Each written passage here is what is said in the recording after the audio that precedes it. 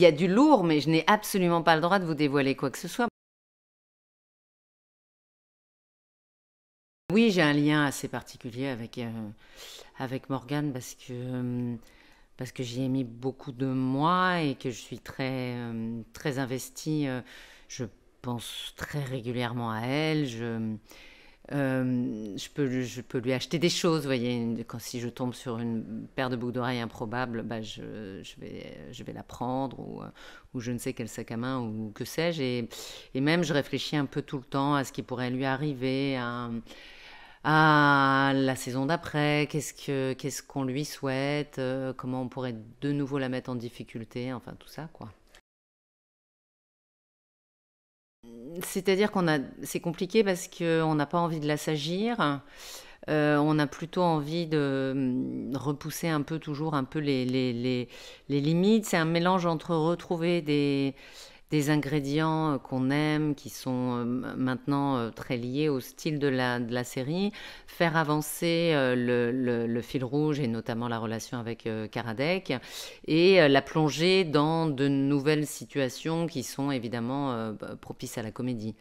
Il y a du lourd, mais je n'ai absolument pas le droit de vous dévoiler quoi que ce soit parce que vous vous doutez bien que c'est quand même la série fonctionne beaucoup sur la frustration du spectateur, à savoir, vont-ils à un moment donné se mettre ensemble ou pas. Donc on passe un petit peu notre temps à les écarter, à réattirer, les écarter de nouveau. Ce que je peux vous dire, c'est une saison pas mal basée sur la jalousie.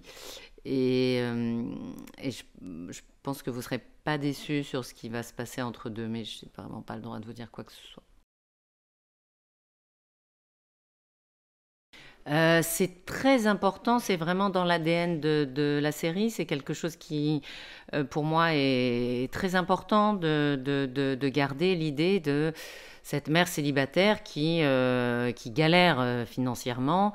J'ai pas du tout envie que ça devienne une énième fliquette, donc à chaque fois on réfléchit à comment on pourrait de nouveau la mettre dans une situation de difficulté économique et comment elle va s'en sortir, quoi. Parce que c'est vrai que c'est un personnage qui a cette capacité dans des situations qui sont objectivement très difficiles à garder la pêche et à être quand même toujours super positif. C'est un personnage qui, à mon sens, fait du bien, mais c'est important de voilà, la remettre dans un certain nombre de situations difficiles, de précarité, et voilà.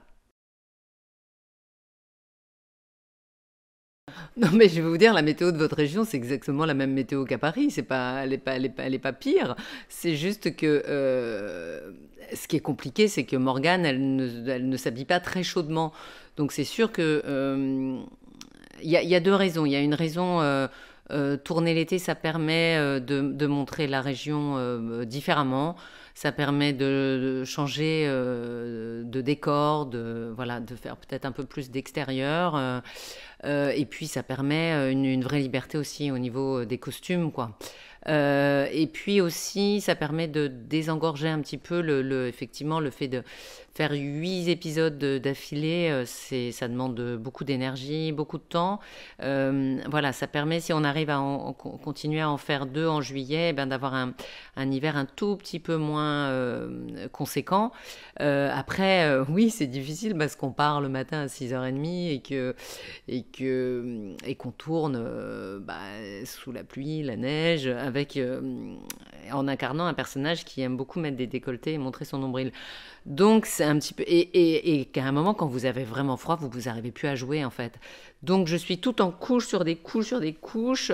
Je suis devenue super pointue sur tout ce qui est vêtements techniques, sur toutes les matières les plus chaudes pour essayer de camoufler. J'essaie de faire doubler les doudounes. Enfin voilà. Puis comme je continue à lui acheter des vêtements que potentiellement elle peut s'acheter et dont elle a le budget, on n'est pas sur des trucs très chauds, on n'est pas sur des matières très nobles. Donc j'essaye par en dessous voilà, de mettre des couches un peu plus chaudes.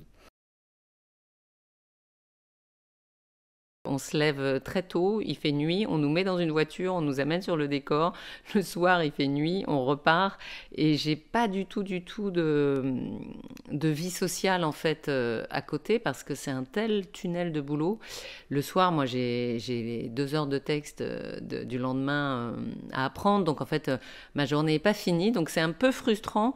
On découvre un petit peu les endroits où on tourne, mais on n'a absolument pas le temps de se balader.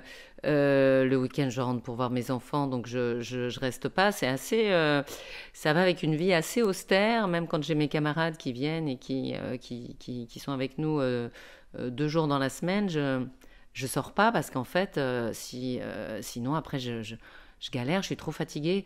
Donc en fait, c'est une vie un peu de sportif de haut niveau.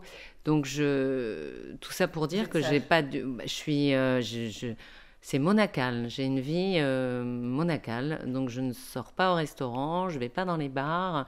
Donc je profite très très peu en fait. Mon contact essentiel, c'est l'équipe locale.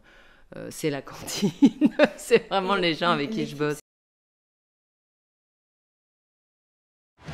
Retrouvez tout France Bleu sur francebleu.fr.